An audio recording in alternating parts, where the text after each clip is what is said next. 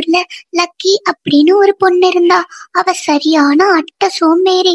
துணி மாத்துறதுக்கு கூட ரொம்ப சோம்பேறிப்படுவா. சாப்பிடுறதுக்கும் ரொம்ப சோம்பேறிப்படுவா.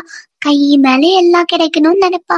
ஒரு நாள் அவ வீட்டுல படுத்துட்டு இருக்கப்போ ஜன்னல் வழியா ஒரு ஆப்பிள் மரத்தை பார்த்தா. ஆப்பிள்லாம் நிறைய தொங்கிட்டு இருந்தது. பார்த்துட்டு அவளுக்கு சாப்பிடணும் போல இருந்தது. உடனே அங்க போயிட்டு நின்னு அந்த ஆப்பிளை பார்த்தா.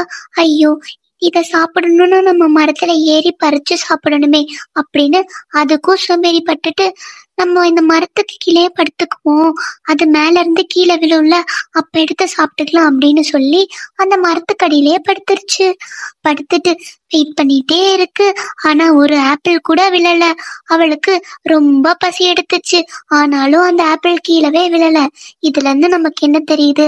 ஒரு விஷயம் நமக்கு வேணும்னா நம்ம அதுக்காக உழைக்கணும். உழைச்சாதான் நமக்கு கிடைக்கும்.